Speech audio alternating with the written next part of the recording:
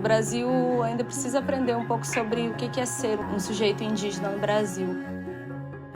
O ser humano ele é convidado a desconstruir e a se reconstruir novamente.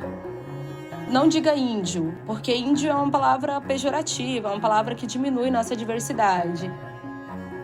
Os povos originários hoje no século XXI, eles estão em todas as esferas, em todos os espaços.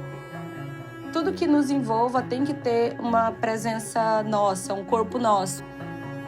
O território indígena é todo e qualquer território que ele habite. O maior número de violência sexual contra crianças é feito por homens héteros. O nosso lugar como indígena é onde a gente quiser estar.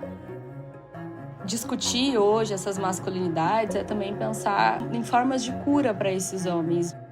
Olá, eu sou Paulo Azevedo e seja bem-vindo, bem-vinda, bem-vinde ao Al Masculina. Ao lado dos meus parceiros e parceiras, trazemos uma conversa especial neste mês que é dedicado à resistência dos 305 povos indígenas do nosso país, na visão de duas mulheres que representam, e muito bem, a pluralidade e a potência dessas ricas culturas. Nesta primeira parte do episódio 65, falamos sobre o Estado plurinacional, estigmas e o lugar dos indígenas na sociedade, articulações das masculinidades e a relação com machismo, matriarcado, diversidade, feminismo e a luta antirracista, o conceito de decolonialidade, juventude e tecnologias e muito mais. Vem com a gente. E se você quer ajudar a seguirmos com este espaço de resistência afetiva na podosfera, já sabe, dê o play nos nossos episódios no Orelo e participe da nossa campanha de financiamento coletivo, que dá acesso a benefícios exclusivos. Acesse orelo.cc/almasculina e saiba mais. E a cada vez que você ouvir nossos episódios pelo Orelo, você nos ajuda a manter o Almasculina no ar. Então, dê o play no Almasculina no Orelo. E hoje vamos fazer um episódio bastante especial e diferente, porque a gente vai celebrar a resistência dos povos originários e o quanto, mesmo num contexto violento e genocida há mais de 500 anos, permanecem como um eixo central do nosso país e, quem sabe, um dia, esse mesmo país possa se reconhecer plurinacional. Para isso, vamos reafirmar nosso lugar de escuta e reflexão e receber duas convidadas com talentos múltiplos e uma bagagem que vai trazer muitas reflexões para todos nós.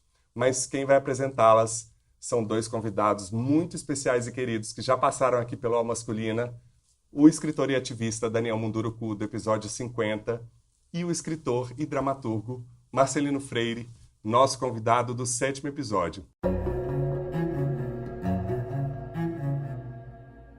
Eu queria saber de você quem você gostaria de indicar para ter essa conversa aqui com a gente e por quê.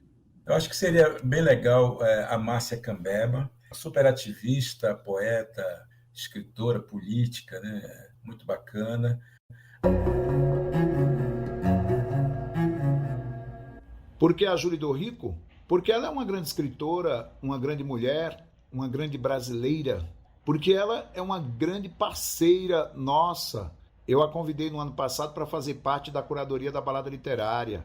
Ela participou do ano passado e vai participar este ano de novo e em todos os outros anos. Porque eu apreendi muito com o olhar desta escritora, desta artista, desta mulher solidária, né, e envolvida com as suas parentes e os seus parentes. Então, é por tudo isso que eu considero a Júlia do Rico um dos grandes nomes da nossa literatura contemporânea e um ativista da literatura em todas as frentes de batalha desta literatura, desta arte, desta cultura. Então é isso. Meu agradecimento, meu amor a Júlia do Rico. Beijão, amada. Muito obrigado sempre por tudo. E hoje eu tô aqui direto de São Paulo para receber ela, Júlia do Rico, direto de Porto Velho, Rondônia, e Márcia Waina Cambeba, direto de Castanhal, no Pará. É isso, gente? É isso. Sejam muito bem-vindas ao Masculina. Pra gente é um prazer receber vocês, ainda mais com a indicação desses dois queridos que trouxeram tantas reflexões pra gente aqui no Al Masculina. E eu queria saber como é que vocês gostariam de apresentar. Eu sei que vocês têm milhares de frentes, é um currículo que não acaba mais, parece que vocês são centenárias de tantas coisas que vocês fazem em tantas frentes. Conta pra gente como é que vocês gostariam de se apresentar. Pode começar, Julie. Deixa eu mandar um beijo pro Marcelino. O Marcelino, ele é muito maravilhoso. A gente tem feito essa parceria. A Balada Literária tem sido esse lugar cultural que tem dinamizado, né, um pouco mais de diversidade. E eu estou muito feliz, assim, de ter encontrado o Marcelino nessa vida. Quero saudar a parenta Márcia, que é sempre um prazer estar com ela, sempre aprendendo muito. Quero agradecer a você, o podcast Alma Masculina, pelo convite. Bom, eu sou uma gateira, uma cachorreira, não sei como é que é a expressão, e sou indígena. E a identidade indígena me atravessa em todas as instâncias da vida, né? E você também é doutora em literatura pela PUC do Rio Grande do Sul e tem um canal muito bacana, que é o Leia Mulheres Indígenas, que você vai falar aqui com a gente. Márcia, sua vez, você que está aí a 1000 por hora entre política, filho, literatura. Conta pra gente um pouco quem é você. Bom, é um prazer primeiramente muito grande estar com você, com a Júlia do Rico, e saber que Daniel Munduruku já passou por aqui. Então, é uma alegria muito grande. Como você bem disse, né, e o Daniel também apresentou ali, eu tenho um pé ali em várias frentes. Estou na política, fui candidata a vereadora, não ganhei, mas pelo menos tentei. Mas você é a primeira mulher indígena na ouvidoria e primeira candidata também em Belém, não é isso? Isso, fui a primeira mulher indígena a se candidatar ao cargo de vereadora em Belém. Sou a primeira mulher indígena a ocupar um cargo de ouvidoria numa prefeitura de uma capital como Belém, no Brasil. Também trabalho ali com a literatura. Esse ano eu completo os meus 10 anos de literatura, acredito que é 10 ou é 11, tem que ver direitinho, né? E aí a gente está lançando esse ano O Povo Cambeba e a Gota d'Água pela IDB, já vai ser o 5º livro publicado. Estou ali na fotografia, também estou no ativismo pela educação ambiental. Acabei de chegar hoje de Parauapebas, interior do Pará. Eu e Leonardo Boff falamos sobre educação ambiental e sustentabilidade. Estou nas várias linguagens da arte, faço música, canto, recito poesia, escrevo poesia, faço contação de histórias, escrevo os contos. Enfim, a gente tem que ser multi para poder fazer com que esse eco ganhe mais espaço, reverbere em outros espaços e a gente consiga interligar essas pontes através do respeito à alteridade do outro, do respeito aos saberes do outro, criando assim uma união de mundos que não é só de saberes, mas também de respeito, de igualdade, de humanidade. O que a gente faz como arte e que a gente denomina artivismo indígena é justamente isso, é buscar essas várias linguagens que a cidade nos oferece e transformar tudo isso numa forma de ressignificar, dando a ele essas linguagens, a nossa cara, a nossa identidade, que a gente quer apresentar daqui para lá e devolve para a sociedade. De modo particular, eu gosto muito de adentrar as universidades, as escolas, que justamente de reflexões, né? Trabalha com a reflexão. Vocês estão aqui com 2 das cerca de 60 escritores indígenas que hoje tem no Brasil. São mais de 200 títulos, 305 povos originários indígenas no Brasil, 274 línguas. Então, para você que ainda está nesse planeta, tem uma série de preconceitos vindos da educação, da cultura e da escola sobre a riqueza de todos esses povos presentes aqui no nosso país, que são o nosso país. Vai lá no episódio 50 e depois pega papel e caneta para participar dessa conversa, porque eu tenho certeza que a gente vai abordar temas muito ricos aqui. Eu faço parte de um grupo de pesquisa chamado JEDAI e nós catalogamos, né, fizemos um trabalho bonito de mapeamento das línguas indígenas aqui no Pará. E o Pará é considerado o coração tupi. Tem mais povos aqui falantes do tronco tupi, então o coração tupi do Brasil. E eu vi uma pesquisa da UFMG que eu até trouxe no episódio do Daniel, falando que 65% dos brasileiros possuem sangue tupi, né? Acho muito interessante, assim, quando você fala, assim, que nós somos quase centopeias e fazemos muitas coisas. Essas atividades que a gente faz porque nós somos indivíduos coletivos. O Brasil ainda precisa aprender um pouco sobre o que é ser um sujeito indígena no Brasil. Nós somos indivíduos que pertencem a um povo. para além do Estado-nação, né, para além da cidadania brasileira, nós somos primeiro indígenas, primeiro originários, e isso quer dizer que na nossa identidade nós já somos majoritariamente, predominantemente, talvez até essencialmente coletivos. E essa coletividade, ela não anula a nossa existência enquanto sujeitos indígenas, mas ela dá consciência, né, de que nós vivemos em cadeia, nós vivemos em teia, nós coexistimos com outros sujeitos, com a floresta também, que é sujeito. Então, eu faço muita coisa porque eu tenho uma carreira para trabalhar, eu tenho uma carreira para cuidar, eu almejo estar nessa vida artística, mas eu tenho um compromisso com o meu povo e eu tenho um compromisso com nós, sujeitos indígenas, que fomos marginalizados da história, né? Você pertence ao povo Macuxi, não é isso? Macuxi. Isso. O povo Macuxi está espalhado em várias regiões, por exemplo, o Munduruku, o Daniel falou que estão em vários estados brasileiros. Sim, o povo Macuxi, ele tem um território ancestral, que é o território que fica em Roraima, mas também na Guiana e uma parte na Venezuela. Tipo, Roraima, Brasil, né? Guiana e Venezuela.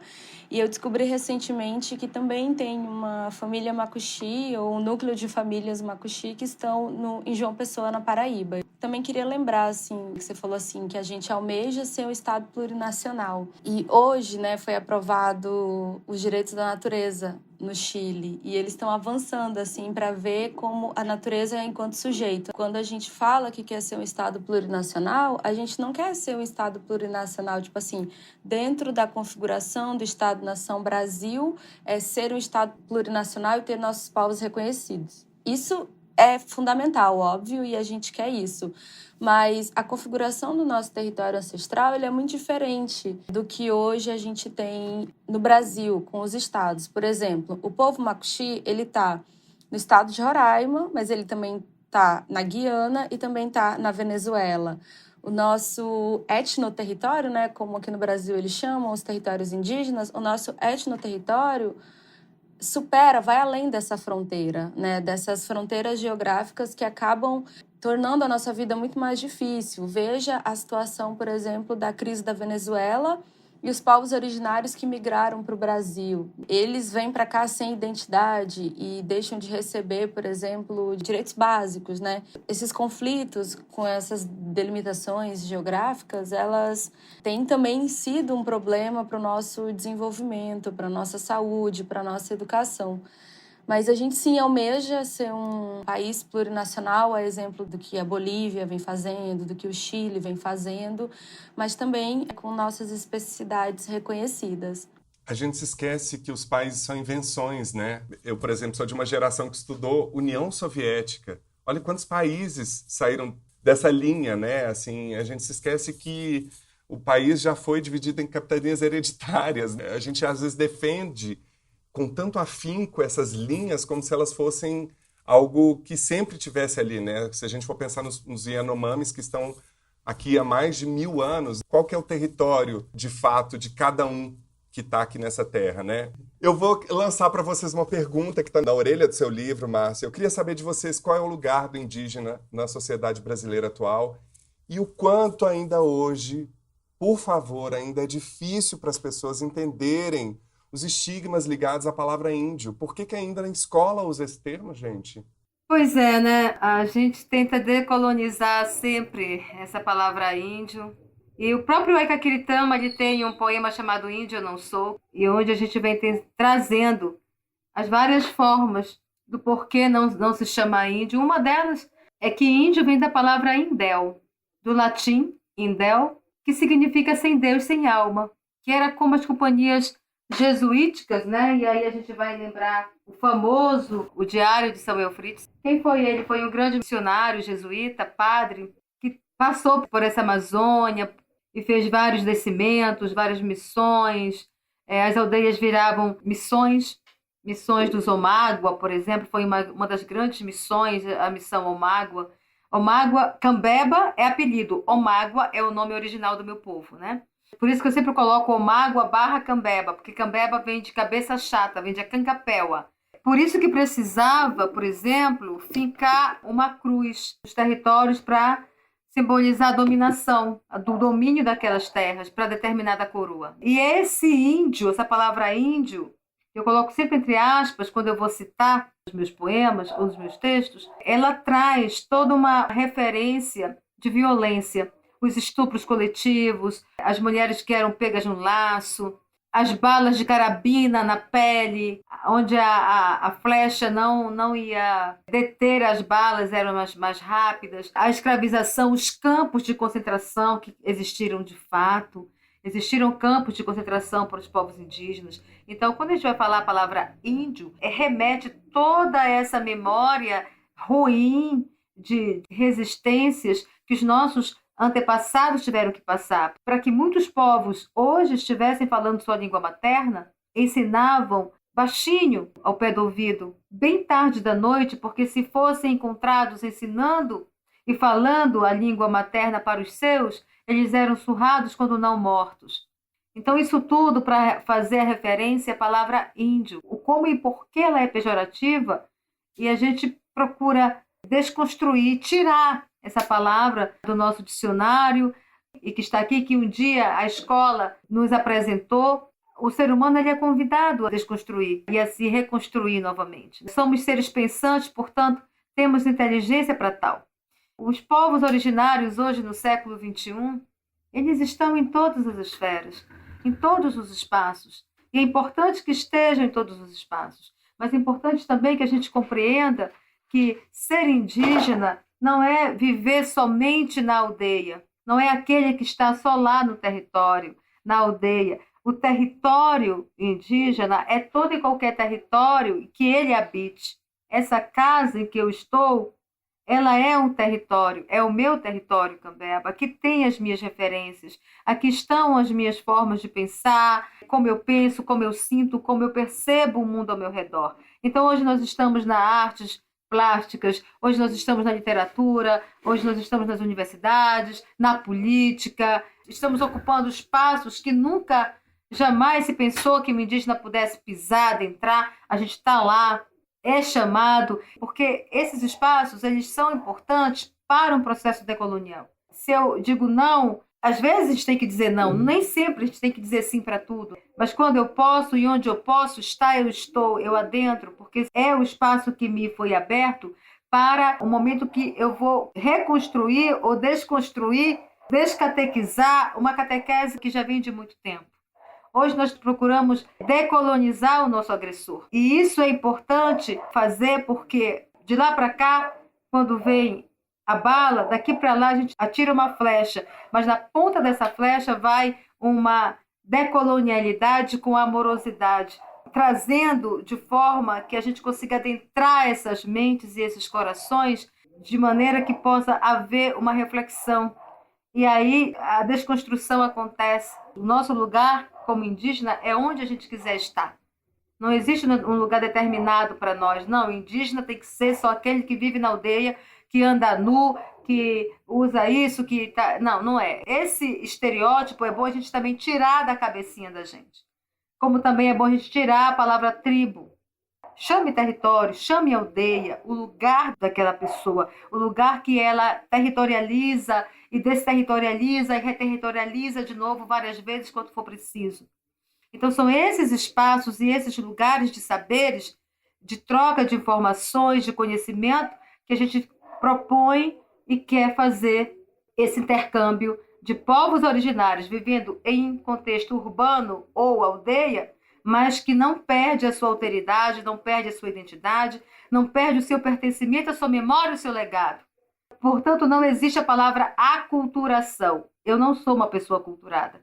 Apesar de eu estar no doutorado, cursando doutorado hoje, apesar de eu ter um mestrado, de eu ter uma graduação, de eu estar numa ouvidoria geral do município de Belém, eu não estou aculturada. Porque eu não permito que essa palavra aculturada que foi criada para o processo de visibilização dos povos indígenas adentre o meu ser e faça morada no meu ser pessoa. Não, eu não sou uma pessoa aculturada. Eu sou uma pessoa que vive em contexto urbano, mas que desterritorializo, me reterritorializo várias vezes e reterritorializo com as minhas práticas Cambeba qualquer espaço que eu adentro, inclusive a ouvidoria do município de Belém.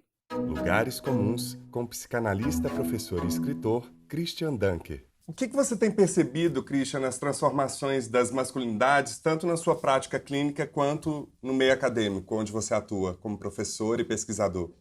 Os homens se sentem assim acuados, se sentem provocados, quando não estão assim respondendo, um aumento que a gente vê, né? Poxa, de violência contra a mulher, de assédio. Quer dizer, por que aumento? Aumento? Se tivesse a curva mais ou menos estável, você diria, não estamos conseguindo reverter, mas aumento é um dado significativo, porque vai falar de como assim o sujeito sente que ele está perdendo território, que ele está perdendo prerrogativa de gozo, que ele está perdendo.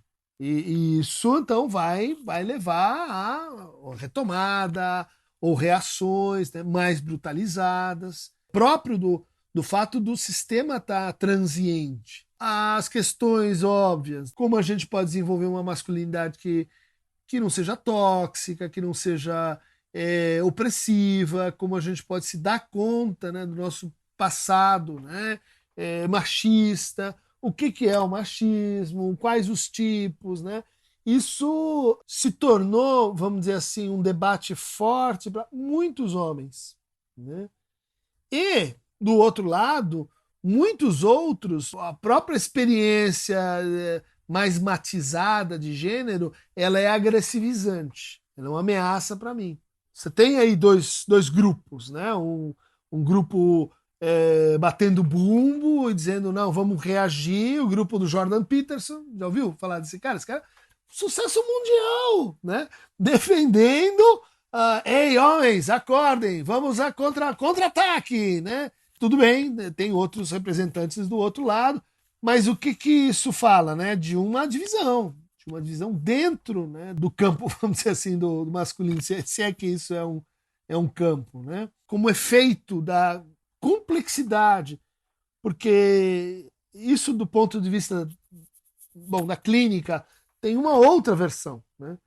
Você se tornar mulher ou homem é uma coisa complicada pra caramba, sempre e a cada vez, todos os lados que você puder imaginar, né? E a adolescência, são interveniências desejantes, gozosas, maus encontros, narcisismo. É uma equação bem ferrada para que alguém possa dizer sou um homem no fim, ou acho que estou mais para cá, o outro dizer não, sou mulher. Veja que num cenário como esse, a força, né, a impelência para você se nomear, ganhando aí uma dimensão política, ela acrescenta a mais de sofrimento. Não só importante, mas virou muito importante. Eu acho que levado a assim, muitas atitudes que a gente chama assim, de esquivas em relação a esse tema. Não sei, não quero saber, não sei, não quero saber e tenho raiva de quem sabe, porque isso já está tão complicado, vamos dizer assim, dentro, que se eu tiver que ter essa certeza, essa convicção, né, essa decisão fora, eu prefiro me abster, né? E isso acaba, então, atrasando, às vezes criando conflitos adicionais. É o famoso assim, gente, mal tô dando conta das minhas questões, não me venham com outras externas que vão afetar a minha identidade, né? E as externas são internas, né? Porque, pelo que a gente viu, né? Uma mulher te dizendo coisas assim, ela afeta a tua masculinidade, ela afeta teu desejo viril, vamos chamar assim, né? E vice-versa, né? Como você pode nomear, como você pode arriscar, né? Uma pauta que chegou nos consultórios porque foi realmente assim, bloqueada socialmente, é a pauta da sedução. Como você paquera uma mulher? Vai no Tinder, aí tá preta por ter, né? Tá lá, todo mundo sabe, você quer isso, crava, né, as cruzinhas, diz e daí leva o McLanche feliz para casa. Tem gente que vai dizer, não, mas eu gosto de uma outra coisa, que é justamente de não saber o que eu quero aqui. Eu vou descobrir junto, mas isso vai implicar Sedução muito difícil, muito complicado. E ainda tem essa crença de que os algoritmos vão resolver e esclarecer pra gente quais são os nossos desejos, né? Não, se você disser, eles resolvem, só que você não sabe. Clique aqui e ganha. Se fosse assim, não tinha um problema. Eu queria saber, depois de tudo isso que o Christian trouxe aqui pra gente, como é que vocês percebem essas articulações das masculinidades e se isso tem tido algum impacto no comportamento, nas relações afetivos sexuais em alguns povos indígenas. Olha, eu posso começar falando, né? As experiências que eu tenho tido, que eu tenho andado bastante nas aldeias, como professora, logicamente, né? Tive esse privilégio da UEPA, quando me manda como professora colaboradora para dar aula. E eu tenho visto essa relação de afetividade, os homens muito preocupados com suas esposas. Quando elas vão estudar, quando são as mulheres que estão lá cursando, eles acompanham. Então, isso para mim, cara, eu fiquei muito mexida de ver eles, por exemplo, na hora do intervalo, eles levando o lanchinho, indo pescar com elas, ou elas vão com eles, ou eles vão só. Mesma coisa, quando são eles, elas acompanham, nunca eles vão só. Eles sempre levam a família, a mulher, os filhos, ou elas levam o marido e os filhos. É muito interessante de a gente observar e até analisar. O Dunker falou da questão da tecnologia, o quanto tem influenciado as relações. E essa juventude tem sido assolada por isso, inclusive algumas pesquisas falando do quanto eles têm tido dificuldades para se relacionar no mundo presencial, porque nesse mundo presencial pressupõe atrito, lidar com a diferença, um pouco mais de clareza do desejo, da sua intenção. Como é que você tem sentido isso nos jovens e tendo um filho de 13 anos? Como é que é isso para você?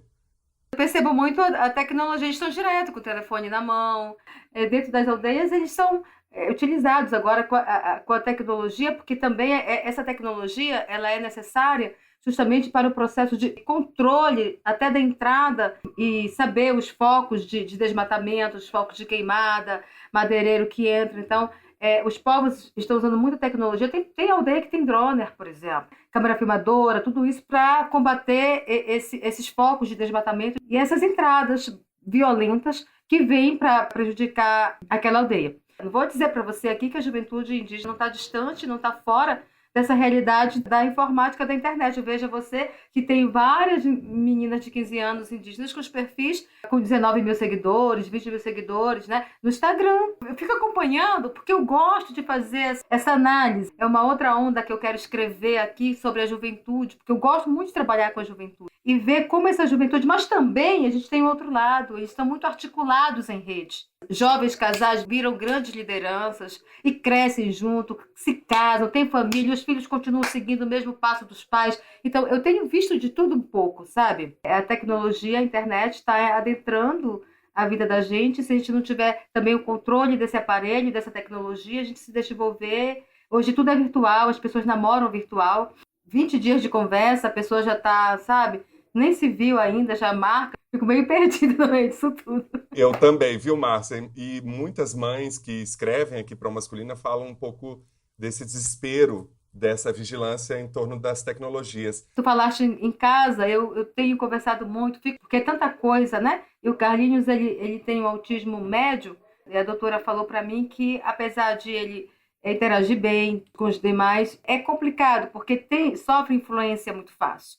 Né? Então, eu tenho que estar sempre vendo o que ele está fazendo, produzindo. Tem seu canal lá no YouTube, ainda não tem no Instagram, porque ainda não permitido, em Facebook, mas ele tem o YouTube dele, para onde ele manda as mensagens, onde ele produz as coisinhas dele. Eu fico vendo sempre o que está, porque é importante que os pais, nesse momento que o filho está na fase da adolescência, tenham esse acompanhamento. Pode deixar livre, porque a gente corre risco. Hoje a violência está em todo lugar, está em todo o ambiente, né?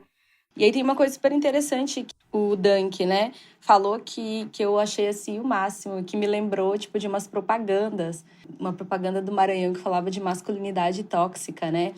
E eu achei, assim, isso sensacional, porque é uma propaganda do governo que chega, tipo, em todas as televisões e eles mostravam, tipo, gestos de homens que poderiam ser potencialmente abusivos até chegar à violência. Então, proibições, controle. E essa relação abusiva do homem para a mulher, cara, eu achei sensacional. E a gente precisava ter um letramento disso nas escolas. A gente precisava conversar mais sobre isso, até porque a gente está falando de relações, né? Quando o homem faz isso, ele está construindo essa identidade masculina tóxica. Então, é também uma forma de ele se relacionar com ele mesmo, porque essa violência, ela não é direcionada e unilateral, né? Toda violência, ela sempre tem um retorno.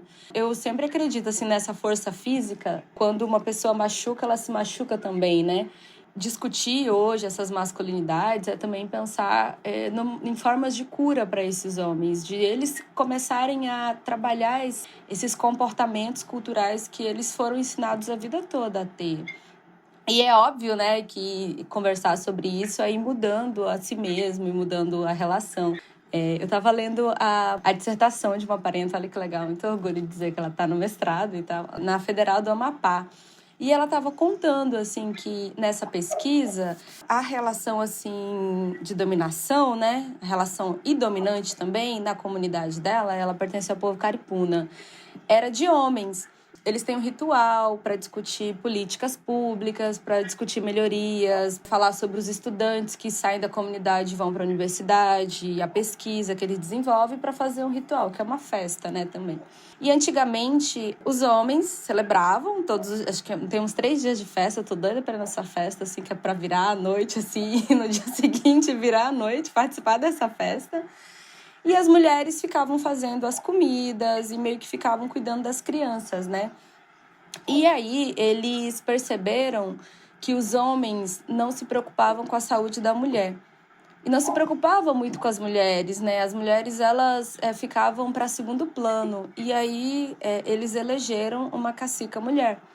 E isso foi remodelando a convivência da própria comunidade. Óbvio, afetou o relacionamento dos homens com as mulheres e dos homens com eles mesmos. E aí ela dá esse exemplo de que nessa festa, nesse ritual, agora são as mulheres que tomam a frente para discutir as políticas públicas da comunidade e os homens participam, né? Eles não são excluídos, eles participam agora de um outro jeito. Eles conversam, eles escutam as mulheres, eles cuidam das crianças durante a festa e eles fazem a comida. Tipo assim, não é uma coisa do outro mundo, sabe? Mas é um acordo que eles chegaram para a qualidade de vida. Ai, que sonho, Julie. Qual que é o nome da comunidade, gente? É o povo caripuna. Eu não lembro o nome da comunidade, mas esse trabalho, quando ela defender, eu quero muito compartilhar nas redes também. Isso me lembra também o testemunho, né, da Gerá Putã. E ela é guarani, a Gerá, e ela falou assim que, a exemplo do que aconteceu na comunidade caripuna, as lideranças que eram homens, eles não se preocupavam com a saúde da mulher. E isso era sempre deixado para último plano, né? Ela fala assim que elas começaram um movimento de que eles precisavam de lideranças mulheres e não centralizadas. Para ela, hoje, no século XXI, esse modelo de liderança não dava conta dos problemas da comunidade. E aí ela, contando que a mãe dela ficava arara com ela, dizia, mas geral, o que você está fazendo? Ela mais mãezinha, isso não está certo. A gente precisa de alguém que se preocupe com os nossos problemas, com os problemas das mulheres. E tinha muita homofobia também dentro da comunidade. E essa é uma realidade que precisava ser encarada de frente. Então, eles, numa assembleia, eles chegaram à conclusão de que a liderança seria das mulheres e seria descentralizada, né? Seria um grupo de pessoas que tomaria conta dessa liderança, visando o bem-estar da comunidade. É muito bonito, assim, ouvir a Gerá falando que eles têm recuperado técnicas ancestrais de agricultura, então eles têm replantado de novo, assim, alimentos orgânicos com sementes crioulas, e para pensar não só na comunidade deles, mas também uma troca desses alimentos saudáveis com outras comunidades. Aí eles têm pensado a saúde da mulher, e nesse intervalo, que eu acho que, tipo, a gente está falando de 2015 para cá, né, um evento muito recente, eles fizeram o primeiro casamento LGBT dentro da comunidade, que não tinha acontecido até então, sabe? Então, tipo, e dentro da liderança tem acho que é uma mulher LGBT, que dialoga sobre as necessidades, né, dos indígenas LGBT dentro da comunidade. Por fim, achei muito engraçado quando ela falou que eles abriram mão do campo de futebol e eles adoram futebol, eles amam futebol, e todo mundo ficou assim, não, futebol não, e ela, o futebol sim, o campinho sim, vamos plantar. Aí eles começaram a plantar banana, as formigas vieram e carregaram a banana, aí ela disse que negociou com as formigas, então tá, né, formigas, agora que vocês levaram, deixa a gente plantar de novo. E aí elas têm pensado muito nisso, né, nesse reflorestamento, nesse bem viver, nesse bem-estar das mulheres e, por consequência, da comunidade como um todo. E eu também tenho trabalhado isso com a minha família, ensinado sobre o que eu tenho aprendido em termos de masculinidades, né? Meu irmão fala assim, minha cunhada é lésbica, eu não vou deixar ela chegar perto. Aí eu sou super bruta com ele, né? Eu digo, pois saiba que o maior número de violência sexual contra crianças é feito por homens héteros, né? Então, para você se ligar sobre isso e desconstruindo isso neles, assim, eles ficam super chocados, assim. Ficam uns dias sem falar comigo, mas depois retomam a conversa. Mas, assim, no meu núcleo... Eu tenho tentado, acho que, fazer esse exercício no meu núcleo familiar, porque eu acho que é muito importante, ainda mais que meus irmãos, eles têm filhos, né? E eu queria muito, assim, que eles fossem educados com uma cabeça mais respeitosa para os outros grupos étnicos, né? Sendo eles indígenas também. Você falou uma palavra que para a gente tem sido palavra-chave, que é letramento, né? À medida que você tem acesso à informação, não tem mais volta. A consciência desperta e você começa a perceber coisas dentro de você que afetam o seu entorno. E também me veio uma lembrança de discussões que a gente já teve aqui no Masculina, do quanto que a gestão de países liderados por mulheres durante a pandemia foi muito mais bem sucedida do que liderado por homens. Inclusive, um analista recentemente falou que se talvez a Angela Merkel tivesse ainda à frente da Alemanha, talvez essa guerra ainda tivesse sido adiada um pouco mais tempo, né? Qual que é a percepção de você sobre o lugar das mulheres indígenas na luta feminista e também na luta antirracista? Tem um movimento político no Brasil que tem trazido, né, com muita força a presença das mulheres na luta pela terra, que é uma luta antirracista, na luta pelos direitos das mulheres, na luta, acho que por um coletivo de mulheres interconectados com diferentes frentes. A Marcha das Mulheres Indígenas, ela tem ganhado essa repercussão nacional. A gente já foi para a segunda marcha, né, Márcia? Que reuniu, assim, diferentes organizações de mulheres e de lideranças mulheres e homens dentro dessa pauta antirracista. E eu digo que é uma pauta antirracista porque, como povos indígenas, nós somos povos que foram racializados, aí dentro dessa identidade do índio, e a gente luta por direitos políticos, né? Assim como a população negra no Brasil luta por inserção estrutural, por mais humanização. A gente também tem essa pauta, embora seja menos visível. E aí eu queria lembrar que, em termos de direitos políticos, nós temos apenas 34 anos de cidadania brasileira e identidade indígena. E mesmo assim eu vejo que a gente tem resistido desde sempre e desde a Constituição Federal criado dispositivos para continuar resistindo. Eu vejo que essa organização ela é também fruto do que os nossos antepassados fizeram antigamente. E hoje a gente tem, né, essa Marcha das Mulheres, tem o acampamento Terra Livre, que são puxados por homens e mulheres que são lideranças em defesa dos direitos indígenas. A gente tem uma diversidade de povos, como você falou, são 305 povos. É muito difícil, assim, entender todo o cenário político, porque são 305 povos e cada um desses povos tem suas organizações políticas e suas frentes de batalha. Assim, a partir da literatura indígena, né, de como a literatura indígena tem sido esse lugar de letramento, tem sido esse lugar de luta antirracista, na medida que cria imagens mais positivas, que chama os leitores para o debate, para o conhecimento desses povos. Quando um leitor lê a Márcia, por exemplo, ele vai conhecer um pouco, né, do mundo cambeba. E essa é a nossa esperança, assim, que cada vez mais o mundo macuxi, o mundo cambeba, o mundo munduruku, o mundo potiguara, o mundo cadivel, enfim, essa diversidade de mundos sejam conhecidos. Na literatura indígena, eu acho que todo mundo ocupa um pouco esse lugar, né? Não dá para ser só o escritor que vende livro, mas ele é o escritor, ele é o palestrante que traz e compartilha um pouco a sua cultura e o seu modo de vida. Eu gosto muito de trazer a cidade no sentido de pensar esses territórios, essas cidades, esses lugares, como também um espaço de vivência nosso. E aí, quando a gente segrega, quando a gente tira dos povos originários o direito de viver na cidade, o que nós estamos fazendo? E é essa luta nossa para que as pessoas entendam os nossos corpos dentro desses espaços, que são os centros urbanos, é muito grande. O que o movimento antirracista está fazendo, né? Como que as escolas estão trabalhando com a palavra antirracista? Como que isso está chegando nas crianças? Para você ter uma ideia, nem todas as escolas adotam a literatura indígena. Nem todos os professores querem trabalhar com literatura indígena. Mesmo sendo lei, Márcia? Mesmo sendo lei. Eu tenho relatos de professores que falam assim, já sofri bullying, várias situações difíceis, já tiraram graça com a minha cara, porque eu levo sempre o meu livro, para a sala de aula, e quando vai ter reunião dos professores, eu sempre leio um poema seu, e isso é motivo de as pessoas me criticarem. É muito interessante você chegar num determinado lugar pertencente ao estado que você vive, e a pessoa dizer assim, o que você vai fazer? Você vai cantar ou você vai recitar? Aí eu digo lá do meu cantinho, o que vocês quiserem que eu faço, né? Mas você vai cantar na sua língua indígena ou em português? Eu falei, bom, se você for cantar, eu canto na minha língua tupi-cambeba. Mas quem vai traduzir? Você vai traduzir? Eu disse, não, se eu cantar em tupi, não tenho como assobiar e falar ao mesmo tempo, né? Ou eu canto, eu não estou com intérprete aqui para traduzir para mim.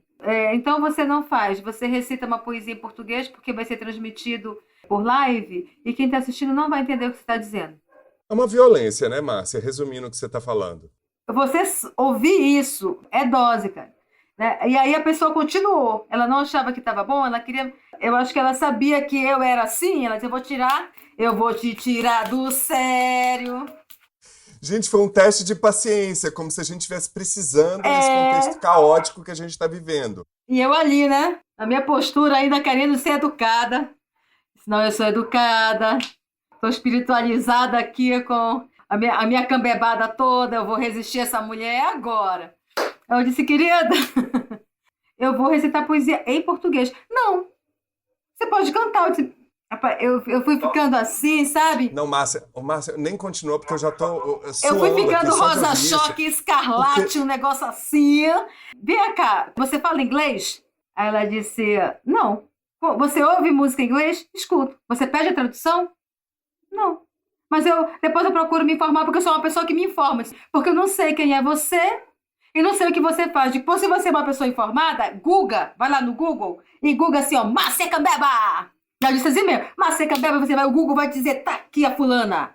E você vai ver quem é a Márcia Cambeba lá, minha filha.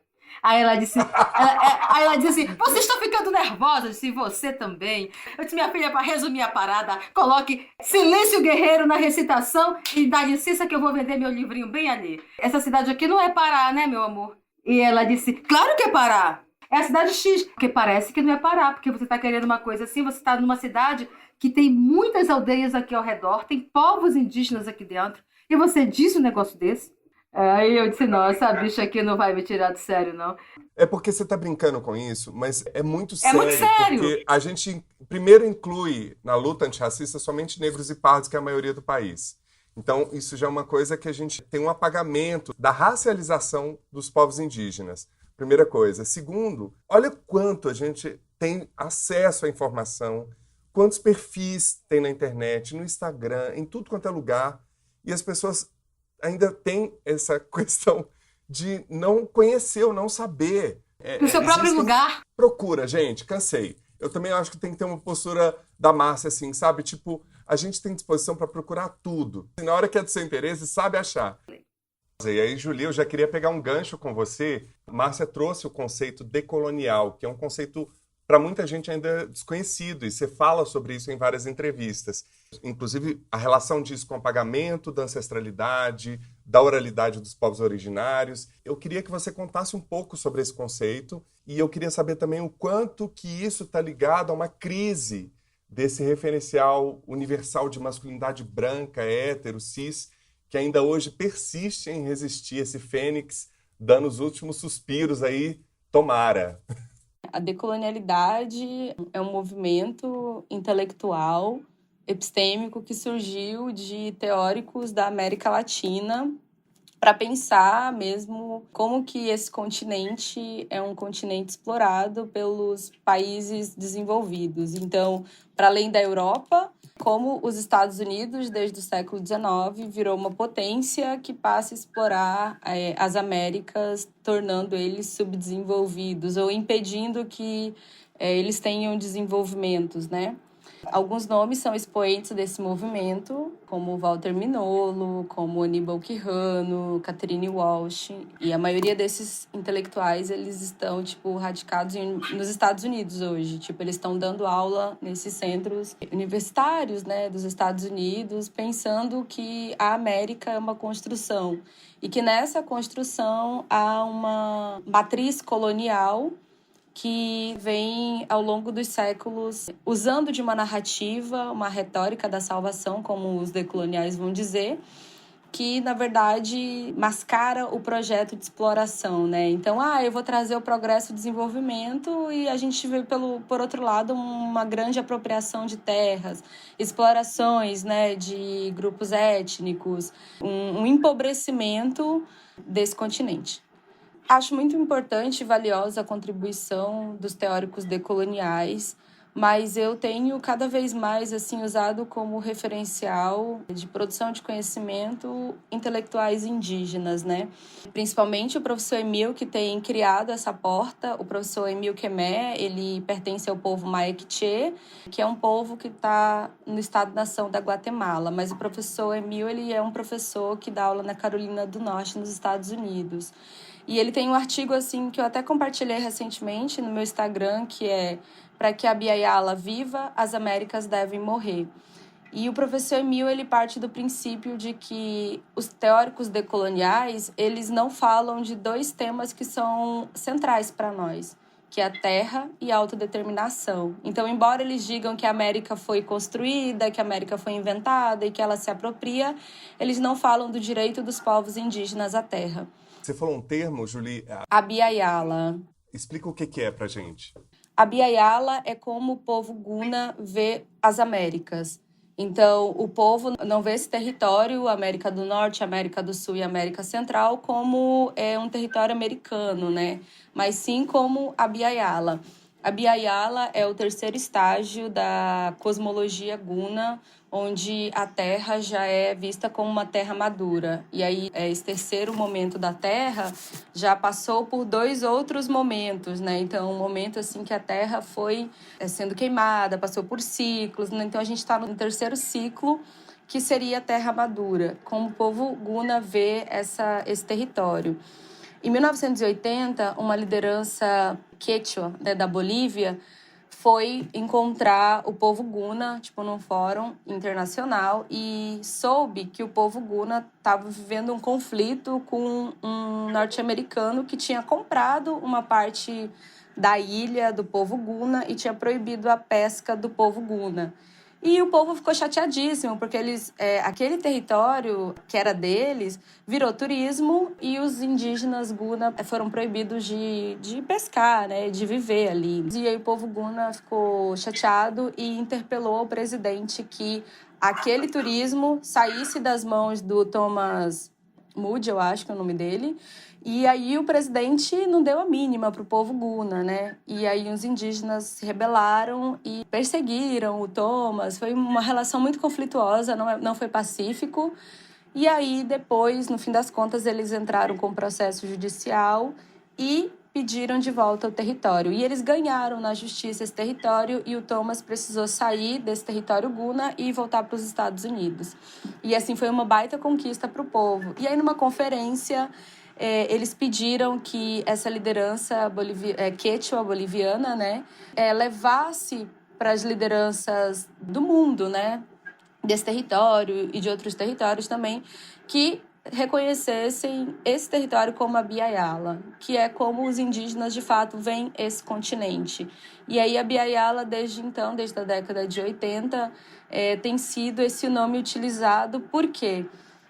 para o povo Guna nomear esse território que anteriormente era indígena como América, é uma forma de homenagear o colonizador. E os nomes são muito poderosos, né? Então, uma forma de reaver esse território, para nós, é reconhecê-lo como indígena em termos continental, assim, continentalmente falando, né? Então, a Biayala tem sido esse lugar de referência, inclusive para a produção de conhecimento.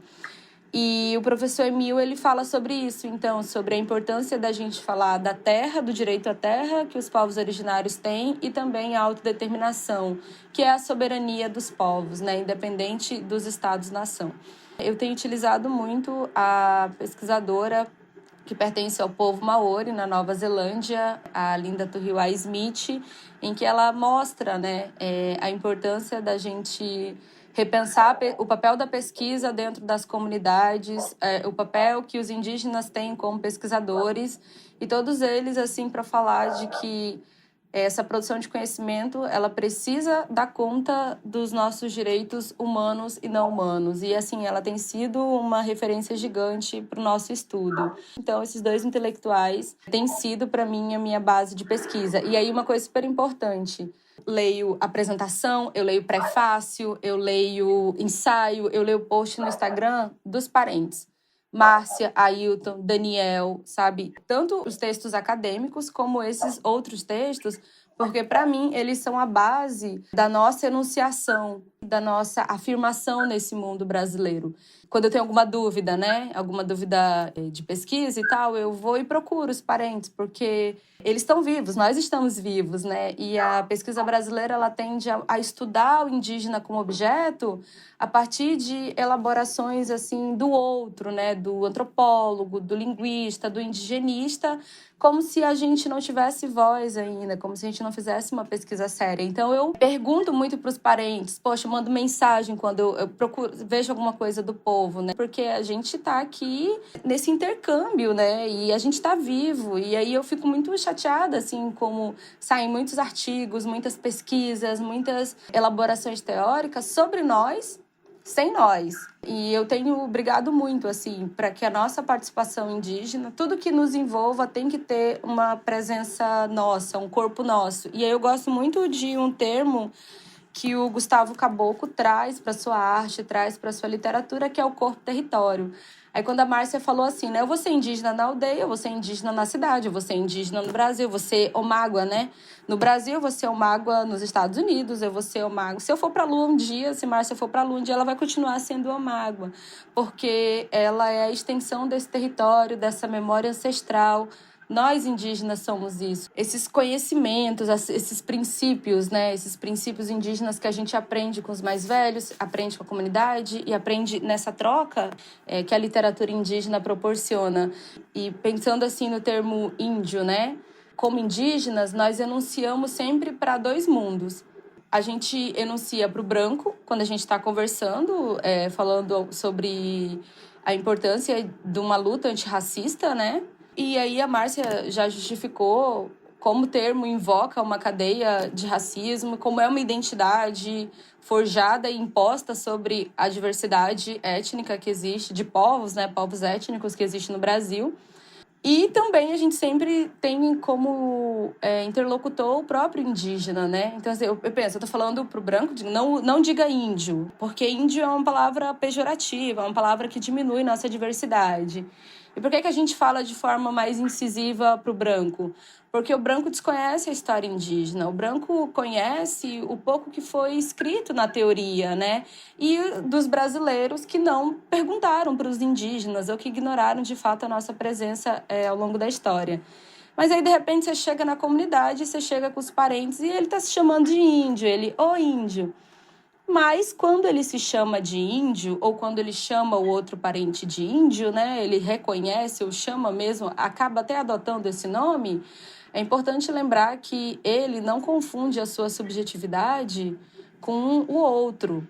Nós vivemos do lado dos Wapixana. Eu, como mulher Makuxi, eu nunca vou confundir minha existência com o povo Wapixana. Está dentro dele a sua identidade, a sua cultura, está dentro de nós. Então, ainda que a gente utilize esse termo genérico, esse nome que foi imposto, a gente não está confundindo as nossas realidades. Eu vou dar um exemplo assim mais geral. Eu vou para São Paulo, aí eu digo que eu sou de Porto Velho. Ah, conheço Porto Velho em Roraima, né? Aí eu, não, gente, Porto Velho é Rondônia. E eles falam, todo mundo confunde, né? Não, amigo, todo mundo não. Porque o pessoal de Rondônia vai continuar morando em Rondônia e o povo de Roraima vai continuar morando em Roraima. Quem confunde é aquele que desconhece esses dois territórios e às vezes nem se dá o trabalho de fazer uma pesquisa fácil na internet, né? Para conhecer um pouco mais a realidade indígena. Tenho pensado numa teoria descolonizadora desde intelectuais indígenas, sem desprezar a decolonialidade, mas sinalizando a limitação dela para nós, povos indígenas. E tenho pensado nesse lugar de enunciar, né, sempre para dois mundos. E aí conversar com esse mundo branco e o mundo indígena. Pensando mesmo em fortalecer a nossa existência, fortalecer a nossa fala assim, na internet, no dia a dia. Encerramos essa primeira parte com a música de Márcia Uaina Cambeba, Cuara Açu. Cuaraçu significa grande caminho. A letra toda vai falar do convite para as pessoas entrarem na aldeia, conhecer a nossa mata, conhecer os nossos rios, remar, pescar, nadar. Então é um convite que eu estou fazendo em forma de música. Ela é toda em tupi-cambeba, só é percussiva. Meu trabalho ele é todo percussivo, percussão que vem da própria natureza. É um trabalho que a gente fez com muito carinho. Já está no YouTube e daqui a pouco está surgindo outros aí. Oxalá, eu quero lançar meu CD para o ano que vem, de música indígena, também português, todas autorais.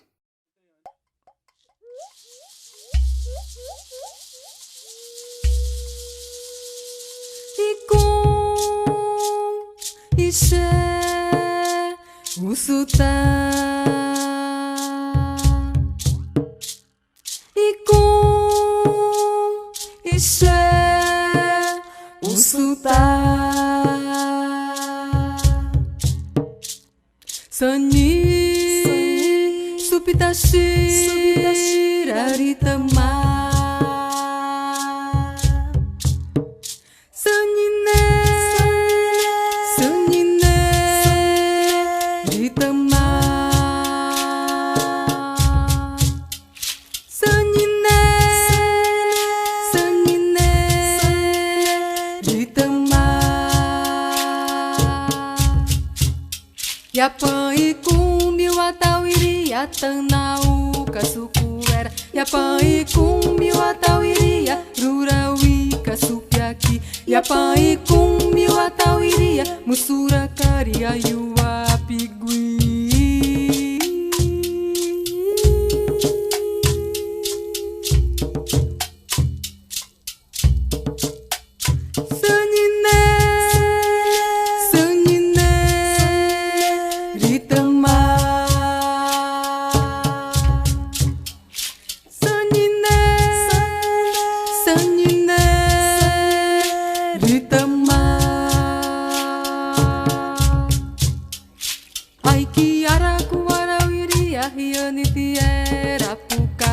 Ai que aracuarauiria, supipuxiru, ai o que camata. Ai que aracuarauiria, muquia watashira pura watipa.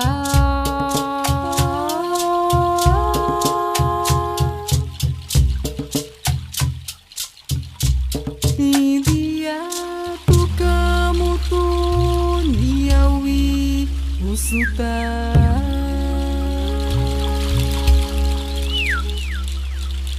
Subiritama wipinani Sapukatara mukitanawa Inda tana sikue Diki kultura yumanang yanayui Inda tana sikue Diki kultura humana,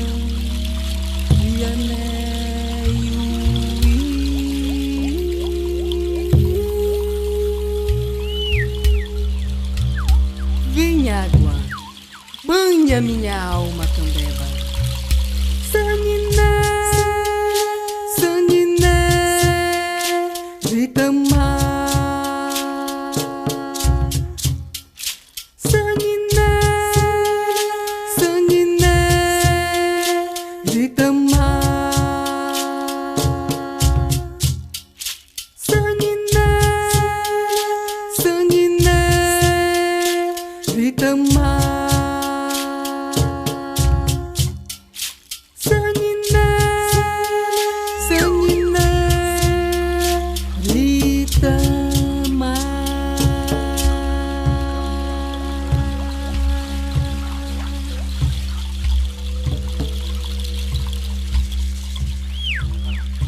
Vamos cuidar da nossa mata, nossa Casa Verde.